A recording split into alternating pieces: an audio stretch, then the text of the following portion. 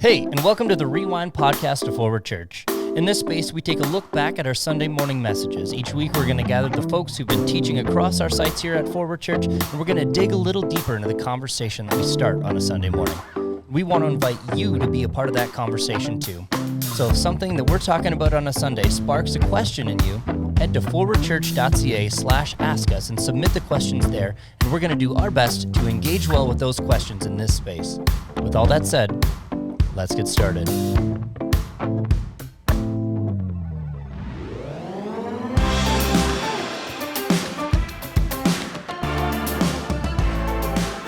Welcome back here to the Rewind podcast, where we gather together and debrief the last Sunday morning we had here. And we've got Derek Fuller, who's teaching at our Kitchener site, and Steve Adams, who is here in Cambridge, where we are currently recording. Greetings.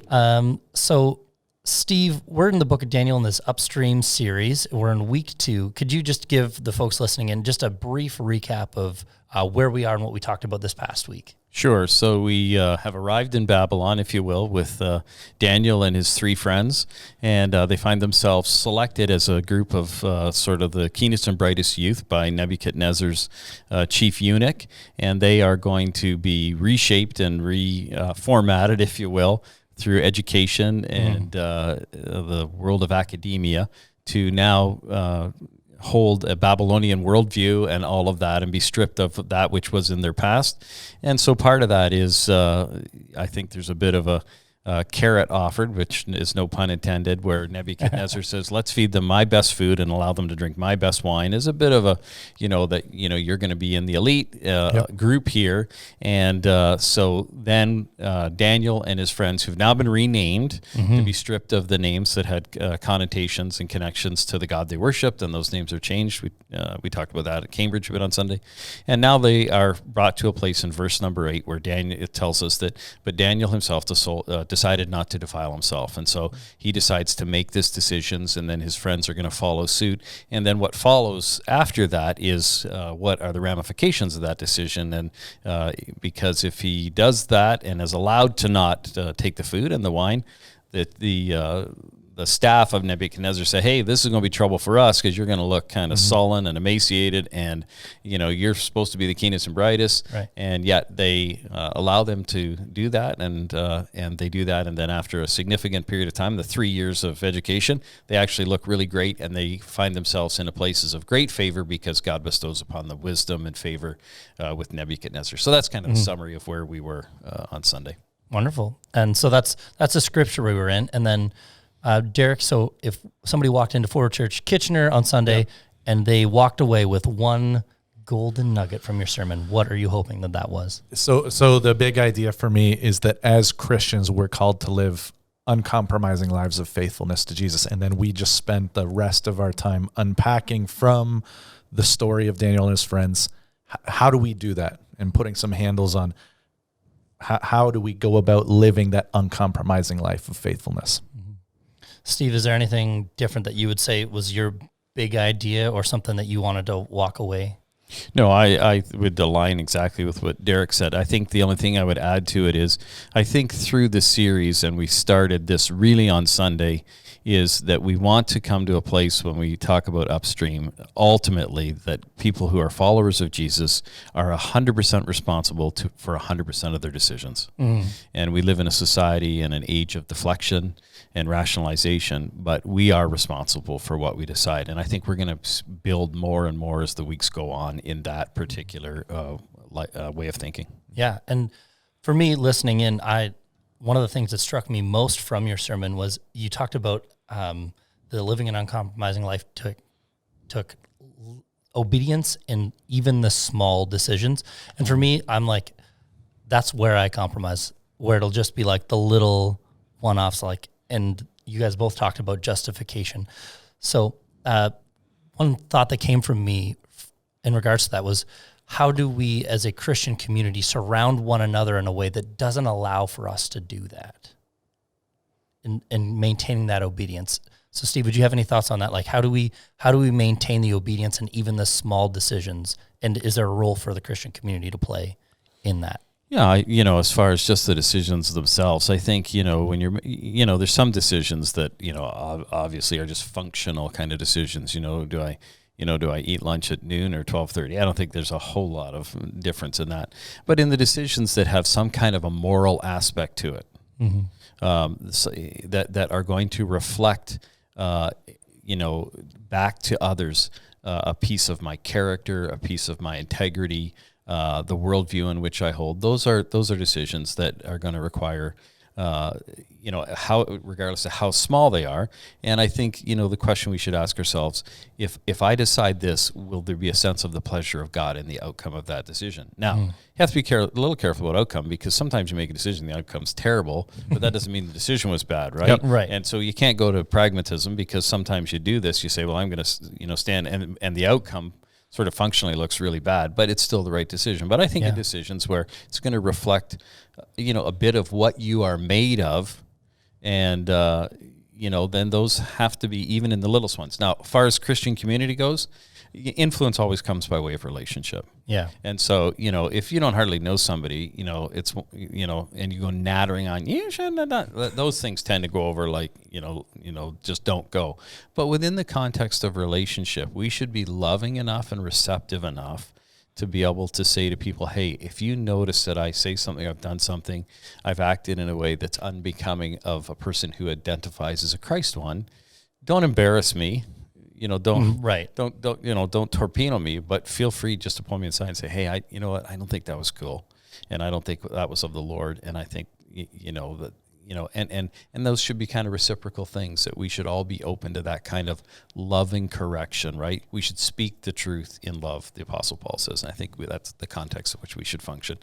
Yeah, and I think that ties in, Derek, to what you were saying about, I wrote it down here because it... don't be a jerk, but don't be a coward. Yep. There's a balance there, and you have to speak the truth in love, I think, is sort of the most succinct way. Is there anything you'd like to build out from that? Yeah, I think when I was specifically talking about that part, I was more engaging with how Daniel approached the issue of the food, right? Mm-hmm. And one of the things that I think that you see with Daniel in the way that those in authority are interacting with him is that there was a respect level, that what I encounter a lot of times in the Christian world is sometimes we try to not be a coward. So we feel like, hey, I've got a conviction about something, I got to speak out about something. But we do it in a way that's not helpful, right? It's jerky. And one of the things I said on Sunday is the way we deliver what we deliver has to be as Christ-like as the content in which the content that we deliver. Mm. So you can compromise both in the content and in the delivery. And I see this especially in social media. If we're not careful, we can quickly compromise on the delivery of truth in a way that compromises people's acceptance of the truth that we're throwing out there, right? Yeah. And I know, for me personally, I've probably deleted more posts than I've actually put up on those conversations, where I'll thoughtfully type something out and think, it's just really not worth engaging in this, because it's just going to quickly devolve into, Yeah, from my perspective, Facebook is a horrible process for any kind of content that's meaningful, because most of the things that are meaningful are very, in some cases, they're very complex, and in some places, that the things we believe don't lend well to soundbite technology.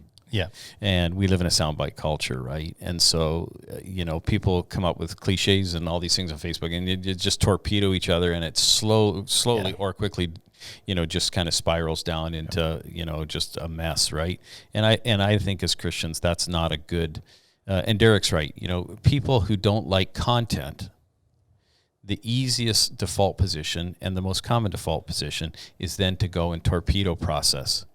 And you hear this when people say, well, I don't disagree with what he said, but I sure don't like the way he said it. Yeah. Well, 50% of that time is they actually didn't agree with what they said, but they knew it was right, but they don't want to admit that. So then what we do is we say, I just didn't like the way it was said. Yeah. And that's content versus process. Yeah. Most things fail in process, actually not in content. And Derek's right, and that's where a lot of our content fails is in process, I think we need to ask ourselves the question, not just would Jesus agree with what I'm saying, but would Jesus agree with how I'm saying it? Yeah. Right. Those two things are, I don't want to say are of equal importance. I'd probably still put a little bit more emphasis on the content, but you're going to lose the content if you don't consider the and you have to be careful too, because, I've had people say to me, well, Jesus said this. And I say, yeah, but you ain't Jesus. Yeah. And that was a counterpoint that I have in my head is like, Jesus was pretty ruthless on occasion, not like as a rule, but there were times where he was pretty cutting. Yeah. When you've lived a sinless life, you have a prerogative and a position by which you can articulate,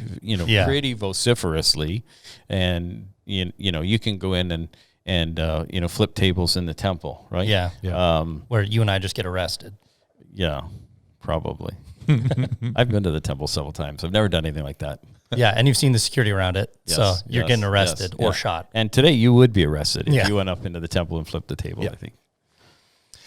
Yeah, I love that conversation. I want to sort of thinking through this whole Babylonian thought process, though. Steve, you said, hey, maybe Facebook isn't the right place for this conversation, but with an increasing amount of our lives being lived digitally, how do we stay a part of the current, but maybe fight a little bit upstream if we're not engaging in those conversations? Because for me, my default instinct is to go, it's not worth it. I don't want to start a fight here. But I think sometimes that's wise, but I think sometimes I miss an opportunity to speak truth graciously in and amongst people who are scrapping and fighting. So is there some room for us as followers of Jesus to meaningfully engage in dialogue, even if it's on social media? Yeah. The social media platform of the first century was the hillsides around the Sea of Galilee. When Jesus wanted to communicate with the masses, that's what he did. He assembled them, at Cana and Bethsaida and these places around the Sea of Galilee. What's interesting about Jesus' ministry is if you follow the narrative of the Gospels through to the end, Jesus' ministry becomes increasingly private. And so you get to the last 6 months or so of his earthly life, and his ministry is not exclusively, but much more directed deeply and more narrowly to the 12. And I think a lot of what we do is required, we go back to that issue of relationship. Now, here's the danger. And I'll admit this as a preacher, and Derek, he's a preacher too. We could say then the most important kingdom building work is not when we stand up in front of hundreds of people, but it's when all of us interact in regards to the euangelion, the good news of Christ, over a cup of coffee or in our family room or, sitting at the beach with friends or whatever. Yeah. And so this idea that we can just offload this whole thing of kingdom building to the paid professional is a really dangerous thing. And I think relationship is really key. And is there tools in social media and in digital? Yeah, there is. This is one of them, this podcast, that's right? fair. And you can listen to this and you can disagree with us or agree. You can write us, email us and say, we disagree with you guys. No problem. Like, we have no problem with that. But there's some forums that just get into just sort of really caustic kind of back and forth that I don't think is helpful. And I watch some of that and it's just kind of cringeworthy for me. Yeah. I think it's also, it'd be nice if, as Christians, a lot of our interaction was more focused on the positive instead of the negative. For sure, right? I mean, I think that's one of the things that if we could reorient ourselves to think, how could I positively put out the message of Jesus instead of wailing on the things that I am in disagreement about? Yeah.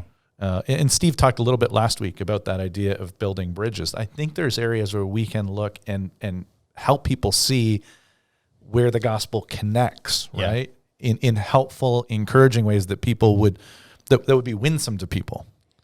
Yeah. I think the other thing to remember about building bridges, because we love Christian cliche. Yeah. And that whole term, I've used it from the pulpit. We've got to build bridges. We've got to become bridges. I want to be a bridge. By definition, you know what happens to a bridge? Gets walked on. Gets walked on. And we got to remember that. I mean, that's just the way it is, right? And so we've got to be prepared to decrease and to take that role as part of that. That is good stuff. Yeah. Moving from the social media aspect to the world of academia, which I think you guys both highlighted, that's sort of the Babylonian strategy was to assimilate that Babylonian worldview and ideals into these young Jewish men. And Steve, I think you spent a lot of time pointing out how that has happened. You looked at Harvard in particular and where they started and where they ended up. And it just kept me asking the question, like, how involved in public sector education should we be as followers of Jesus? And I think that question gets asked both ways. Should we be increasingly engaged, or should we be decreasingly stepping back from that?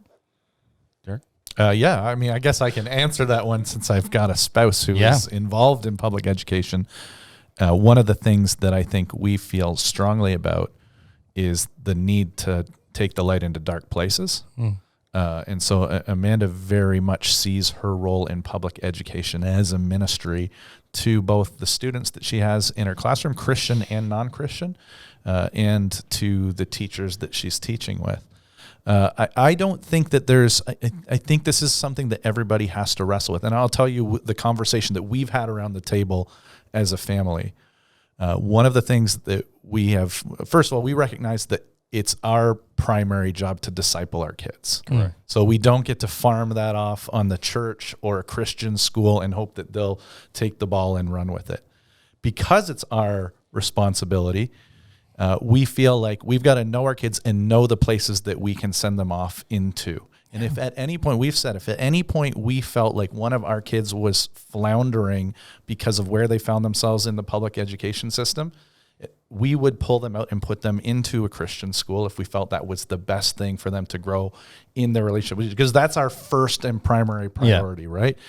But within that, we feel there's real benefit with where our children are at and where they're at with their relationship with Jesus, to put them into the world that they're going to enter into, and to allow them to be salt and light in the places that they are. But that's always a tension that we are walking as parents, but that's our tension to walk as parents. Yeah, you're almost intentionally putting your kids in the river and hoping that they're going to swim upstream, having taught them ideally. But I don't think we want to put them in the river and release our hands. Right, right. We want to know how good of a swimmer they are. Right. We're walking with them, but we recognize at some point we will have to take our hands off of them. Yeah. At some point they're swimming in the river and we can't be there holding them anymore, right? And so I think it's an art as much as a science trying to navigate that. And that's why we need the Holy Spirit to kind of give us guidance and direction in all of that. And so for me then, the question moves to higher ed, because they're a little bit more, released from your hands. I'm trying to figure out how to word this question best. Like, I think there's got to be room for both Christian higher ed as a foundational institution, and then sending kids off to institutions where you're going to have to swim upstream. So if you're going to send a kid off to Christian school, I'll get Derek, you to take that one. Yeah. If we're going to send a kid off to a Christian institution, maybe it's a 1-year Bible degree program or a 4-year ministry thing or whatever, what are you saying to them? And then Steve, if you're going to send your kid off to higher education that has no faith basis, what would you want to say to that kid? So if they're sending them to like a 1-year program at a Bible college, what am I saying? Or something in and around that atmosphere. Sure. I think there's a lot of value in that 1 year. I think that can be a hugely valuable time to kind of really dig down and grow some roots and really figure out. And we talked a lot on Sunday about convictions and where your convictions are, and biblical literacy, all those things equip us to live uncompromising lives, right? And so I think there can be a lot of value in that. But like anything, you're only going to get as much out of it as you put into it. And so if it's just a 1 year kind of hanging out at Bible college for a year and you are not fully invested in the purpose of why you are entering into this, then you're going to get a limited amount of value out of that. Yeah, that's fair. Steve, we're sending a kid off to public higher ed. What do you want to say to that kid before they ship off? Good luck. No, I'm just kidding. Let me throw a hand grenade into the midst of this thing. Love it. Because I've been listening, and I think you're supposed to do that on podcasts, Yeah, right? you can do Everything. I totally concur. Let me just rewind. See how I did You're that? just nailing it today. I totally concur with Derek in that his wife Amanda is a light in the school system, and I am like sold out cheering on. We have a number of teachers in our school, in our church, that are both in Christian and public school. We had our kids growing up both in Christian school and in public school. We never homeschooled, but we saw tremendous benefit in both of those experiences, in Christian school and in public school. So here's the hand grenade. Okay. I sometimes think we need to rethink what historically has been the model for how many Christians, and I'm going to prefix this with I think Christian school is a fantastic environment. Okay. So, but I just want to challenge thinking a little bit here. Okay. I sometimes wonder if our historic model of I'm going to send my kids to Christian school because then they're going to go out to the university, and that's going to be tough sledding, right? Like a lot of what they're going to learn is going to be or going to be presented with is going to be really antithetical to where we land. Sometimes I wonder if and I'll give a caveat to this after I make the statement that will create email. Sometimes I wonder if we would be better to send our kids to public school and then Christian university. Now, I'll tell you why. And I'm thinking, I'm not saying, I'm not making a prescriptive statement. I'm saying let's think a little and dialogue on that. The reason why I'm saying that is I think it's profoundly valuable, and this goes to these young men who are 14 or 15 years of age, okay? I think it's profoundly valuable for kids to experience things that are incredibly formative and often very difficult within the confines of their family of origin. Yeah. For example, a bunch of kids go off to university, they've never dated. Okay, so now you go off to university and you're a young girl and you meet some boy at university and you begin to date, and then there's pressure for all kinds of things that you have some sense that that's not really right, but you're now processing that with your roommate. Yeah, instead of your parents. Or a kid in the cafeteria. So you know, getting a job. Lots of kids nowadays, there's a number of kids, I mean, they go off to university, they've never had a job. Yep. And, you know, one thing about working you learn is you learn teamwork. One thing about working, you learn that the world is inherently unfair. Get over it, right? We know that. And we know that because we live in the top 5% of privilege in the world in our Western North American environment. So those are things that mom and dad, as Christ followers, have, as Derek said, as the primary discipler, have a fantastic role to process. And if you're in public school, one of the things you're going to have to do is you're going to have to wrestle through the whole area of human sexuality. You're going to have to wrestle through the whole area of, you know, I talked about intolerance and tolerance and all of that, about, you know, looking at areas of you know, rationalization, looking at areas of reductionism and what does that mean? Relativism, all of those things. You know, there's nothing better than coming home and chewing over that stuff at the dinner table with mom and dad. And then when you go off to the Christian university, the professors there, they will challenge you in your thinking, but it's in an environment that's not out to torpedo you. Right. And it's not as caustic. Knock your legs out from under you. Now, I think there could be a hybrid of that. Sometimes I find kids can go off and they just be a little bit insulated. And I think that's a danger, and we have to engage our kids. And look at this. Daniel and his friends get to Babylon. Yep. We talked on Sunday about all the reasons they could not. They could have thrown the dietary laws to the wind, and they make this difficult and potentially dangerous decision to stand resolute in their faith. Listen, they had parents who had invested in them the things of God in which they served, without a doubt. I think that's just so profound. So that's not really an answer to your question, but it's part of this dialogue of academia. And, you know, we talked about Harvard a bit on Sunday, and Derek I think, unpacked well this whole idea of darkness, and we have to be light. And so How do we do that? Now, the caveat to that is this, is we're finding it, sadly, increasingly difficult for Christian kids in public school to sort of live and let live. Yes. You know, when you have to go and participate in ceremonies that are fundamentally in disagreement with your theological. So that is changed from when I was a kid. Yeah. You know, some of these things have gotten, fairly militant in that you have to align or there's some kind of a label that's attached to you. And I disagree with that. I think we can disagree, and that doesn't mean I hate you. Right. Right. And so that's getting increasingly harder. Teachers are much more able than a 10-year-old kid. Yeah. Right. So, and I would say from a student ministries perspective, what I love here is that both of you guys are pointing back to the home, the household is sort of the primary discipleship center, not the church, not the school. And all the research says mom and dad are number 1 and 2 in terms of spiritual influence. And actually, you mentioned eating around the table.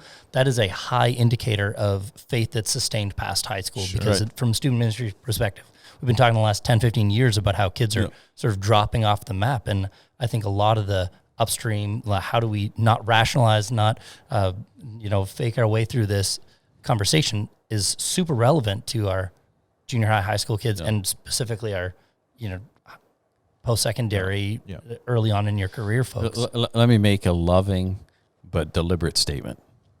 I've been in ministry going on 30 years. I've been a pastor, for 12 and a half years. Never, ever, ever. So that's never. Yeah, that would be never. Has a parent ever said to me, if I could do it all over again, I wouldn't have my kid in church as much. Yeah. I wouldn't have my kid in youth group as much. And never have I had a parent say to me, you know what, we really should have done more weekend hockey tournaments. That would have been better. Or we should have raced around, 4 nights of the week for the cheerleading and the music lessons and all that and forgone the youth group. Parents, if you're listening, you know what, there's a price to be paid for that. I love you. Yeah. But I think it's unloving not to acknowledge that, right?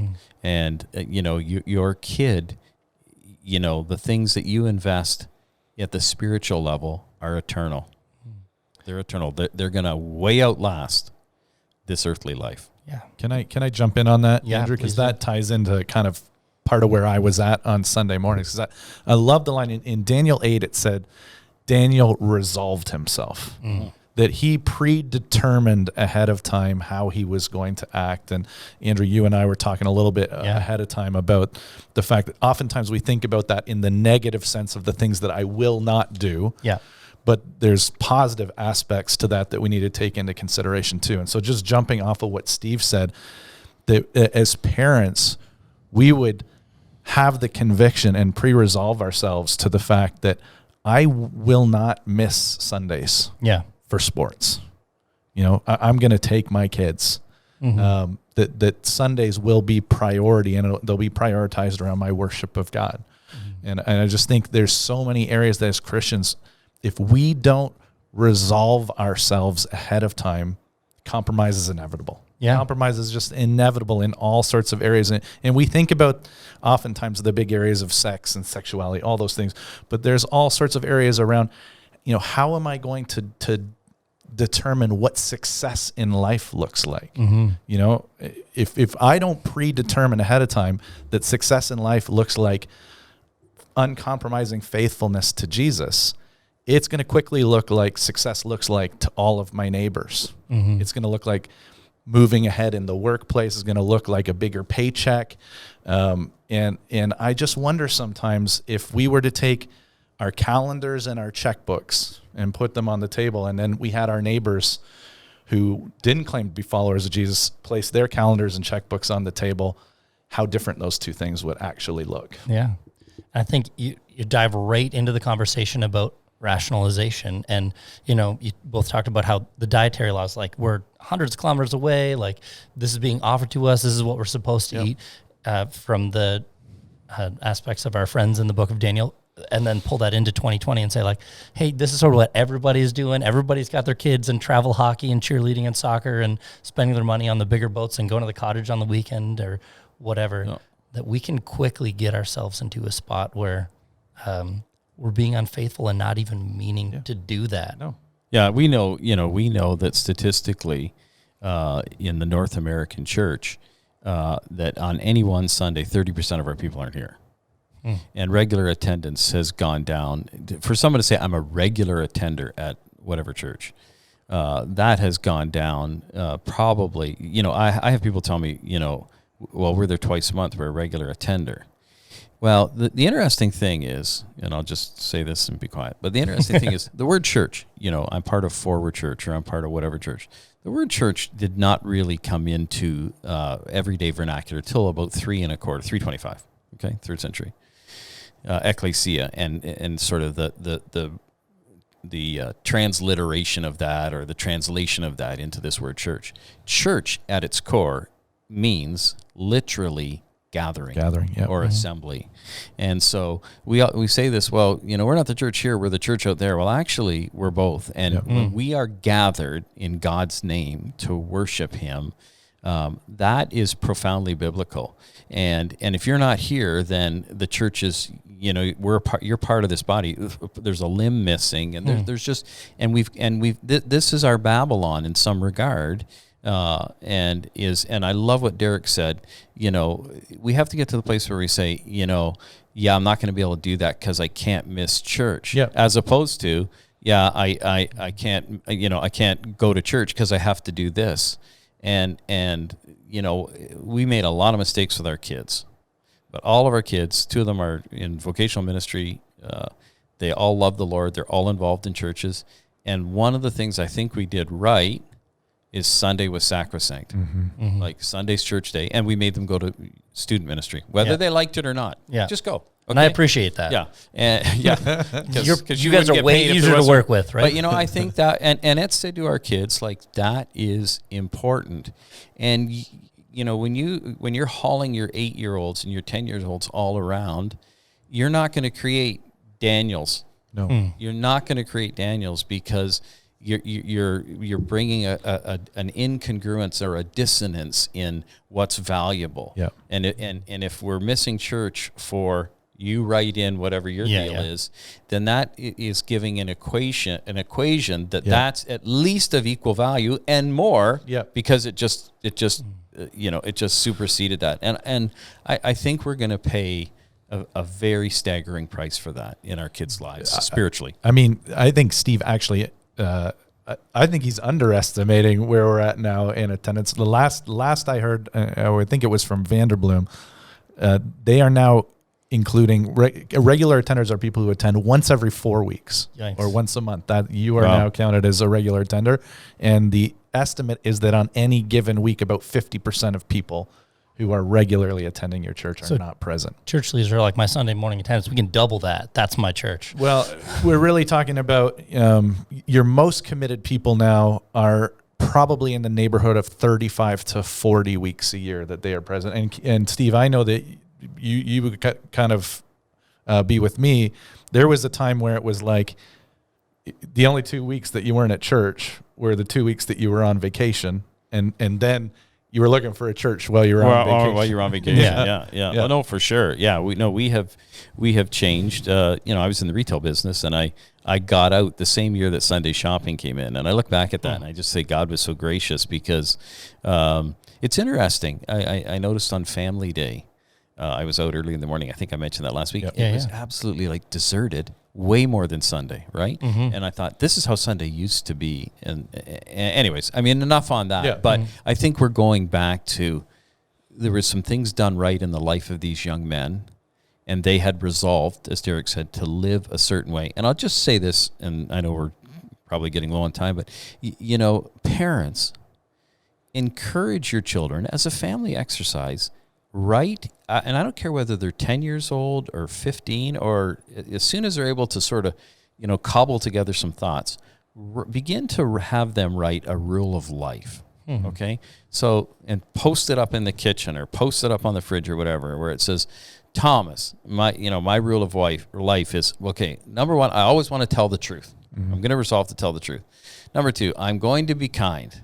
Number three, I'm going to tell my friends that I love Jesus and they should too. Whatever. Yeah. To be on the proactive, not always on the reactive or the defensive side of living the Christian life. Yeah. And that's what Derek was talking Yeah, about, I love the that. resolve. So, do we do that? We can do that with our teenagers and say, hey, write out what your rule, this is how I'm going to live my life. Because if not, you're living by default, not by design. And to live by default's a lousy way to live. You know what else I loved about this is Daniel, when he resolves, guess what he doesn't do? He doesn't expect that all of the Babylonians are now going to start eating like a bunch of Hebrews. Right?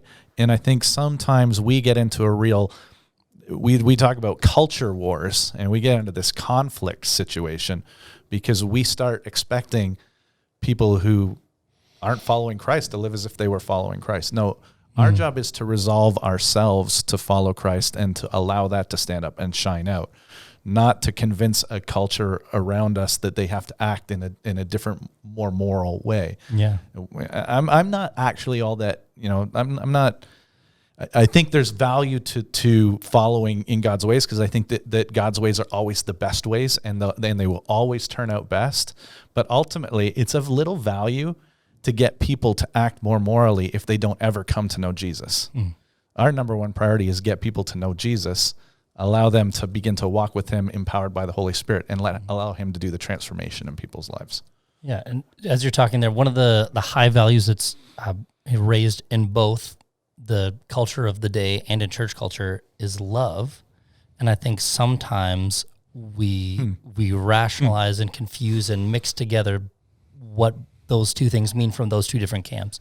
And I think that an attempt to be loving can often actually send us to a place of compromise. Yeah, I think you're so right on that. I think that, I talked on Sunday about moving from, questioning to excusing to justifying. And we often start to question a command in Scripture. Is this really important? Do I really have to? And that's the small decisions thing. Yeah, right? yeah. But then we move down, and it's amazing how fast we get to justifying. And I talked about how Daniel could have immediately kind of got to this spot where, like, man, it would be I'd be shunning the hospitality of the people who are offering me this meat. And wouldn't that be a bigger problem to God if I shunned the hospitality of these people than if I just took some meat that may or may not be unclean, may or may not have been sacrificed to idols, right? And we get that because we get into that area of love, and we can excuse a lot of things as Christians where we get into compromise under love, because if we dial it back, we haven't defined love the way that God defines love. Yeah. We've taken a cultural definition of love, bled it in, and then allowed that to be the determining factor of how we act or don't act. But God's pretty clear in how he defines what love is, right? So yeah, and then you're operating less out of a resolve and more out of fear, I think, is a lot of what motivates that. Is I don't want to rock the boat. I don't want to, stir up. And that was trouble one of my other points is like, if you don't fear God more than you fear people, you'll fall into compromise. Yeah. Every time you have to resolve yourself to live for an audience of one. I like that. So as we draw here to a close, just wonder, Steve, you mentioned a book that you thought would be a helpful resource for our people. So love for you to highlight that. And then if there's anything else that you wanted to highlight if somebody wanted to dig further into this conversation. Yeah, the book I mentioned on Sunday was Holiness by J.C. Ryle. J.C. Ryle was Anglican bishop in England in the late 1800s, died around 1900. And it's the gold standard for holiness in life. In fact, I lent it to one of our elders a couple of years ago, and he said it was the most profound book he'd read after his Bible. I promote read dead people because there's a reason why these things are around 100 plus years later. And I still think it's the definitive work on the life of holiness, which is really what we're talking about, the set aside, set apart life. And it talks about, the hindrances and the obstacles and all that. Again, it's a weighty book. It's a weighty book, but these are weighty matters. But that's a great book, and still I think the standard bearer in that area. And I'm the guy who currently has that book. Why you couldn't find it on your shelf to bring? Okay, I'll call the police and tell them to stop. But I found highly relevant. It's 100 or so years old, but it's actually still quite up to date on what it's tackling. Yep. Derek, for you, is there any tools you'd want to put in the hands of people who are trying to dig into this conversation? This further? sounds so basic, but can I just encourage our church to create time to be in God's word regularly? Like this was one of my key points on Sundays, that a biblically illiterate people will always end up a morally compromised people. Yeah. Because we won't be able to tell the truth from a lie. And so I just cannot, I'm stunned when I read the statistics of how many people who say they are, wanting to follow Christ diligently, are not reading their Bible regularly. And I know that is true of us as well. Yeah. And so just an encouragement, an admonishment again, to be in the Word of God regularly, or you are really going to have a tough time living this upstream life. Let me just add to that, okay? Yeah, please. Because sometimes we need a target to shoot at, right? Yeah. Most of you have a smartphone, and most of them have my analytics or something on the phone. It tells you your screen time, right? I hate that one. Yeah. So what if you made a commitment and resolved, like Daniel, and said, I'm going to spend, and maybe you're never reading your Bible. Okay, so don't say, I'm going to read it an hour every day. You're going to fail. But what if you said, I'm going to look at my phone and my screen time over the last week, on a daily basis, and I'm going to spend 5% of that in reading my Bible every day. Yep. Just find a place to start, and be wonderfully surprised, not painfully disappointed. So if it's 5 minutes a day, read 5 minutes a day. Read a verse, a couple verses, meditate on those verses, right? But find something to shoot at, and then build from that. Yeah. Don't set yourself up for failure. You say, "Oh, I just blew it again," right? Yeah. But get something and ask for God's help to be disciplined. We are blessed with. We have so many great resources out there. If you go on the Bible app, there's a number of incredible reading plans on there. You can do that with people in community. Yeah. So that there's accountability built in. But I think that's a great I love that. piece of advice, Steve. All right, so we're going to wrap up here for another week of the Rewind podcast. Remind you that if you have any questions and you listen to something on Sunday and want us to be interacting with that here, then head to forwardchurch.ca/ask us, and we'd love to hear from you guys. Thank you, Steve and Derek, for being with us. I'm Andrew Nunn, and this has been a great time. See you next week.